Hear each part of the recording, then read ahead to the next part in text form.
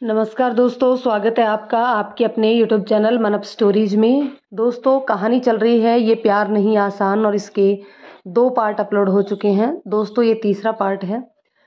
दोस्तों, तीसरा पार्ट पढ़ने से पहले इससे पहले के दोनों पार्ट ज़रूर पढ़ लीजिएगा, जिनका लिंक आपको नीचे डिस्क्रिप्शन बॉक्स में दिया हुआ है। तो चलिए दोस्तों, आप 2 पार्ट पढ़ के फिर ये पार्ट पढ़िएगा, तब तक हम इस पार्ट को शुरू करते हैं। संकल्प वहीं खड़ा तेज रफ्तार से भागती गाड़ियों को देखने लगा। हर किसी को कहीं ना कहीं पहुंचने की जल्दी थी। जल्दी तो संकल्प को भी थी, पर कहीं जाने की नहीं, सृष्टि से मिलने की।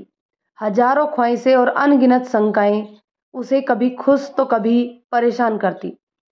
थोड़ी देर बाद एक पुलिस की गाड़ी और उसमें से एक पुलिस अफसर उतरा और उसने वहां खड़े संकल्प को वहां खड़े होने की वजह पूछने लगा। तो उसने संकल्प से कहा, क्या आपकी गाड़ी खराब है? क्या हम आपकी कुछ मदद कर सकते हैं? संकल्प ने कहा, नो थैंक्स, दरअसल मेरी एक फ्रेंड आने वाली है, मैं उसी का वेट कर रहा हूँ। तब पुलिस अफसर ने कहा, कब तक आएगी आपकी दोस्त? क्योंकि आप इस तरह यहाँ नहीं खड़े रह सकते। आपकी गाड़ी भी सड़क पर खड़ी है, जिससे आने जाने वाले वाहनों को परेशानी हो रही है। संकल्प ने घड़ी देखी, 5 बज रहे थे, पर सृष्टि का कोई पता नहीं, ना ही उसका फोन आया कोई। पुलिस अफसर ने फिर पूछा, क्या हुआ? संकल्प ने कहा, जी कुछ नहीं, मुझे थोड़ा और वक्त दीजिए, शायद मेरी दोस्त जल्दी ही आ जाए, फिर मैं यहाँ से चला जाऊँगा। पुलिस अफसर ने कहा, ठीक है, लेकिन उसके बाद नहीं, पुलिस ने सख्ती से कहा। पुलिस अफसर को लगा संकल्प कुछ गलत या सुसाइड तो नहीं करने आया, लेकिन संकल्प की बातें और उसके हाव भाव से वह समझ गया कि वह सच में किसी अच्छे घर का है और किसी का इंतजार कर ही रहा है। शाम ढल चुकी थी, अंधेरा होने लगा था। संकल्प ने सृष्टि को फोन मिलाया, मगर यह क्या, फोन तो बंद आ रहा था। वह बार बार फोन मिलाता, मगर हर बार यही जवाब मिलता, जिस नंबर से आप संपर्क करना चाहते हैं वह अभी बंद है, कृपया कुछ देर बाद दोबारा प्रयास करें। संकल्प परेशान, उसे समझ नहीं आ रहा था कि क्या करे। उसे तो सृष्टि का घर भी पता नहीं था, ना ही उसके किसी और दोस्त का नंबर। पुलिस अफसर दोबारा उसके पास आया और बोला, क्या हुआ? आपकी दोस्त अभी तक नहीं आई? वह भी जैसे संकल्प के पीछे पड़ गया था। संकल्प कुछ घबराते हुए बोला, शायद कोई जरूरी काम आ गया हो सर, आ जाएगी। उसका गला भराया।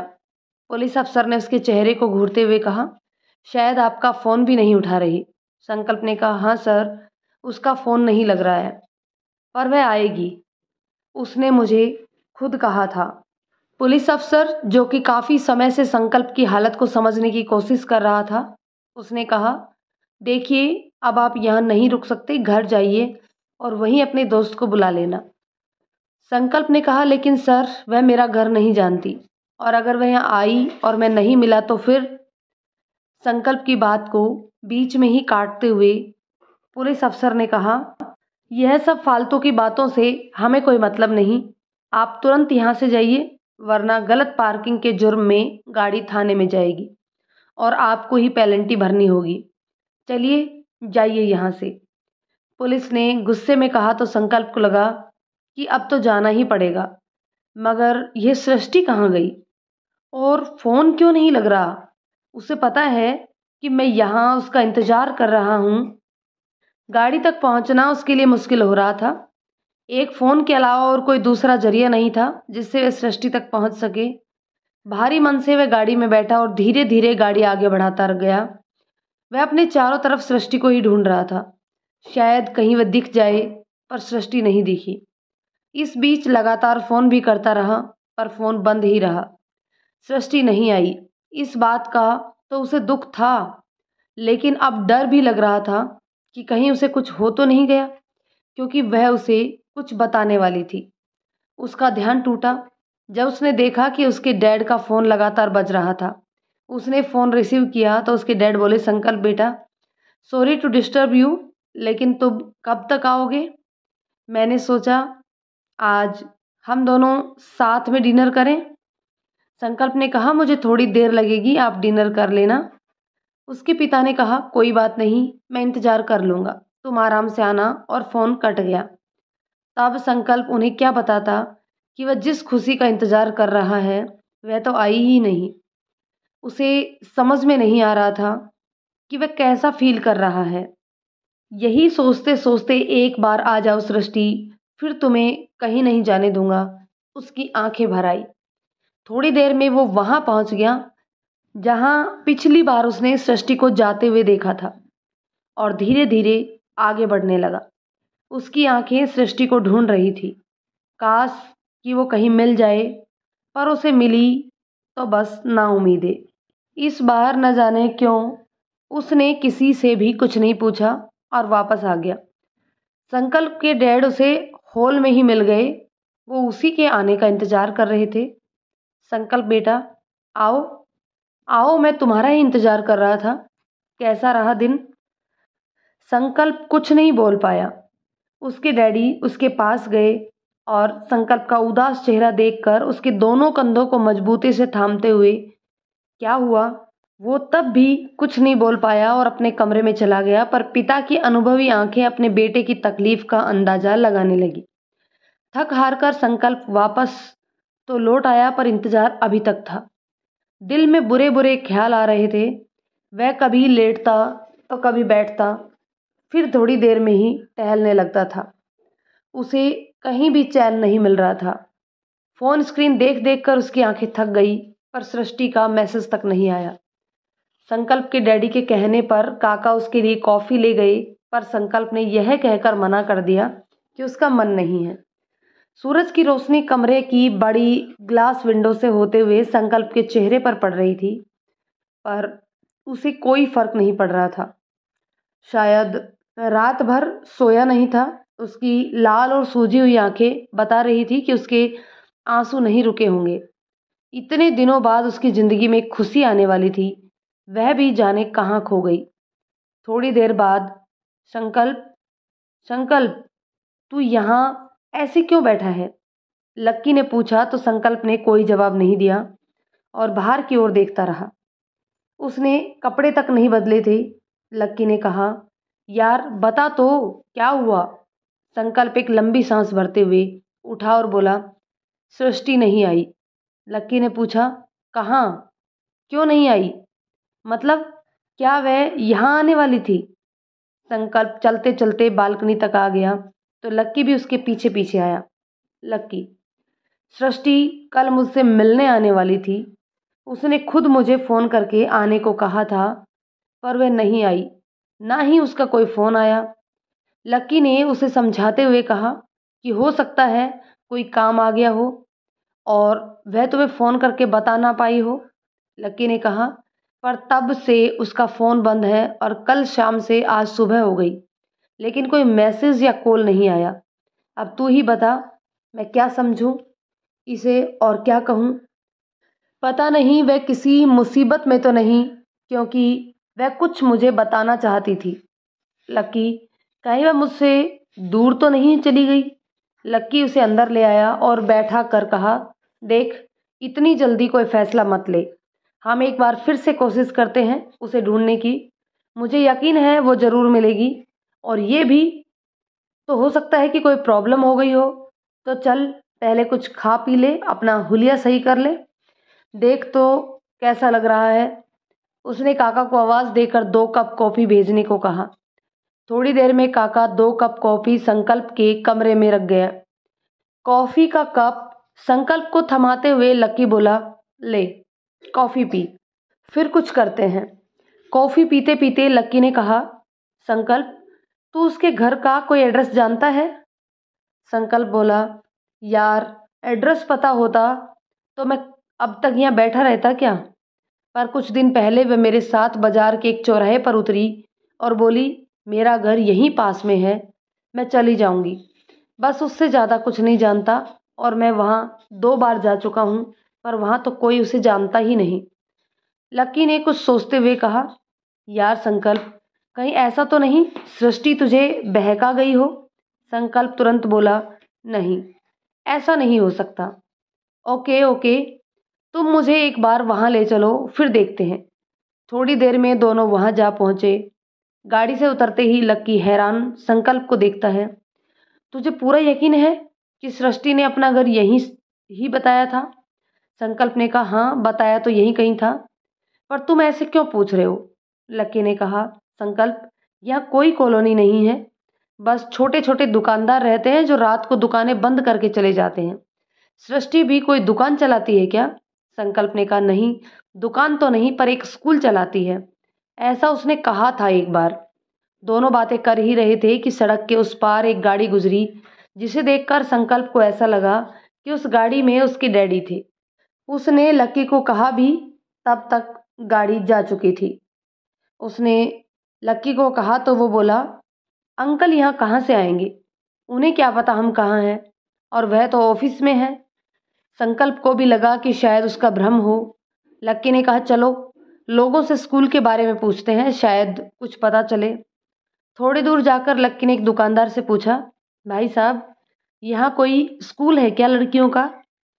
पहले तो उसने उन दोनों को अजीब सी नज़रों से देखा, फिर बोला, हाँ है तो, किसको सीखना है? डांस। लक्की ने बनावटी हंसी हंसते हुए कहा, सीखना नहीं भाई साहब, चेक देना है। हमारे बॉस लोगों की मदद के लिए पैसे दान करते हैं। दुकान वाला भी हंसकर बोला, अच्छा अच्छा चेक है, जाओ भाई, तीसरी गली की आखिरी में है। लक्की ने फिर मुस्कुराते हुए उसका धन्यवाद किया और संकल्प से बोला, चल चल के देखते हैं। रास्ते में संकल्प ने कहा, क्या यार कहाँ है चेक, तुम तो बड़े दानवीर बन रहे थे उस समय।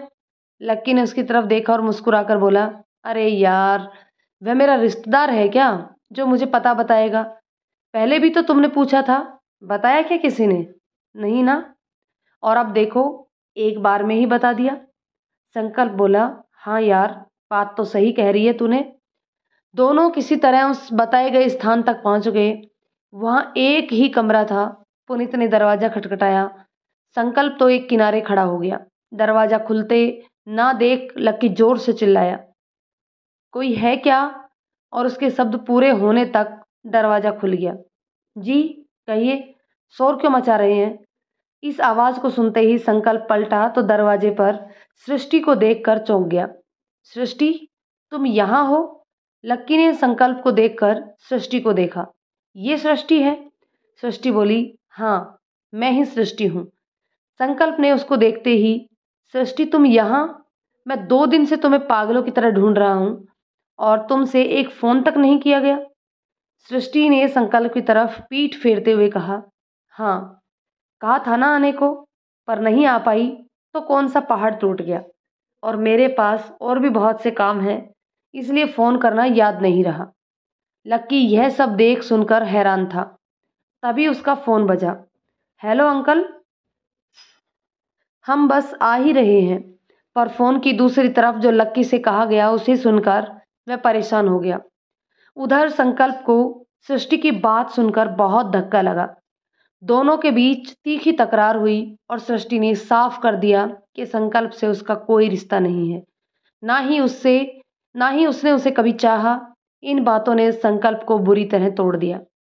मिस्टर भाटी संकल्प को आज होने वाली मीटिंग के बारे में बता रहे हैं और संकल्प उनकी हर बात को बड़े ध्यान से सुन रहा है। सारी बात अच्छे से समझने के बाद संकल्प ने कहा, अंकल आप टेंशन ना लो, मैं सब अच्छे से संभाल लूँगा।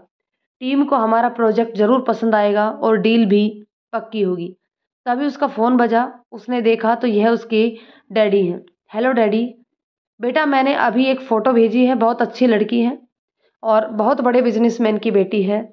और पर पापा मैं आपसे पहले भी कह चुका हूँ कि अभी मुझे शादी नहीं करनी है, इसलिए आप यह सब ना किया करें।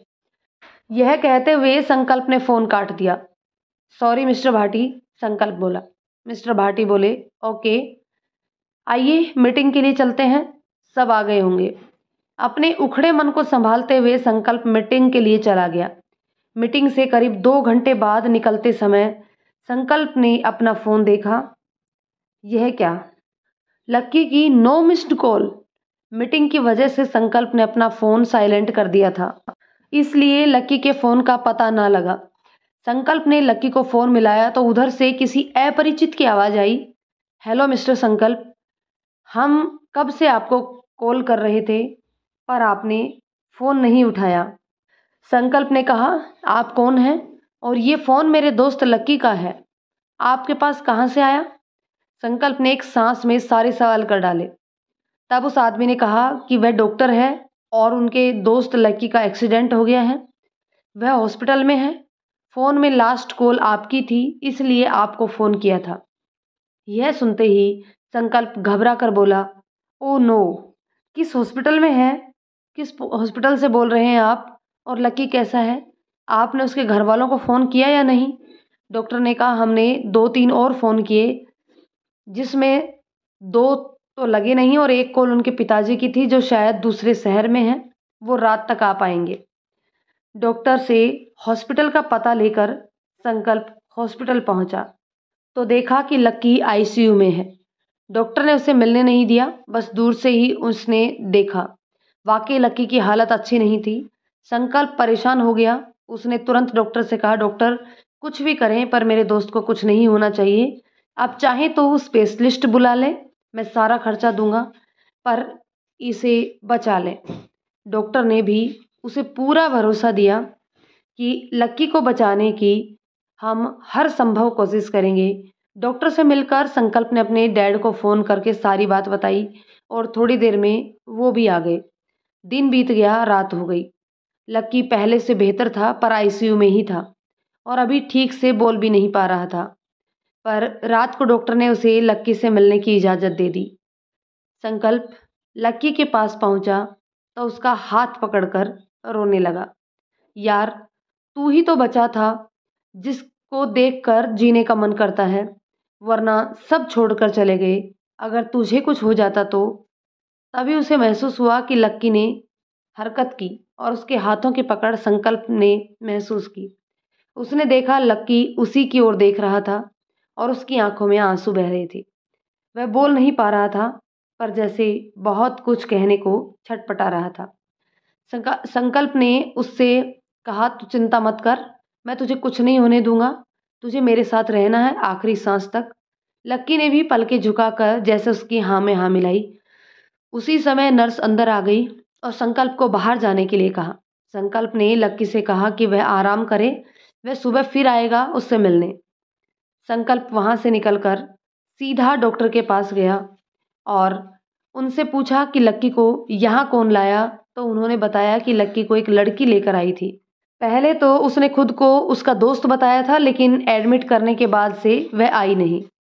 संकल्प ने कहा, कोई बात नहीं डॉक्टर, अक्सर लोग पुलिस की पूछताछ के डर से सामने नहीं आते, वो तो फिर भी एक लड़की है, उसने मेरे दोस्त को यहाँ पहुँचाकर उसकी जान बचाई है, तो दोस्त तो हुई ही। संकल्प को थोड़ा तसल्ली हुई। डॉक्टर ने भी कहा कि डरने वाली कोई बात नहीं है, आप घर जा सकते हैं। संकल्प ने भी सोचा कि वह घर लौट जाए और वह पार्किंग तक गया भी, पर उसने सोचा कि आखिर घर जाकर भी वह क्या करेगा। वह वापस हॉस्पिटल के अंदर आ रहा था कि उसने देखा लिफ्ट से सृष्टि ऊपर जा रही थी। उसने सोचा, सृष्टि यहाँ क्या कर रही है। फिर संकल्प ने कहा, आई होगी, मुझे क्या। एक नफरत सी उभर आई उसकी आंखों में, पर दिल में वही नफरत क्यों नहीं आती। वह यह सोच सोच के परेशान हो गया और वहीं खड़ा रहा। सृष्टि चली गई। उसका दिल किया कि वह उसे रोक के और पूछे कि आखिर क्यों किया उसने यह सब, पर सृष्टि की बातें याद आ गई और फिर उसके कदम रुक गए। सृष्टि ने संकल्प को नहीं देखा। वह ऊपर दूसरी मंजिल पर गई और लक्की को बाहर से ही देखने लगी। वह सो रहा था, तभी नर्स आई। अरे, आप कब आई। वैसे चिंता मत कीजिए, आपके दोस्त बिल्कुल ठीक हैं। अब कहाँ चली गई थी आप, दिन में भी नहीं आई। डॉक्टर साहब आपको पूछ रहे थे और मरीज के दोस्त भी। सृष्टि बोली, इनके दोस्त।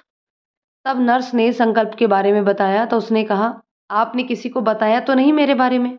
नर्स बोली, जी नहीं, नहीं बताया, आप बेफिक्र रहें।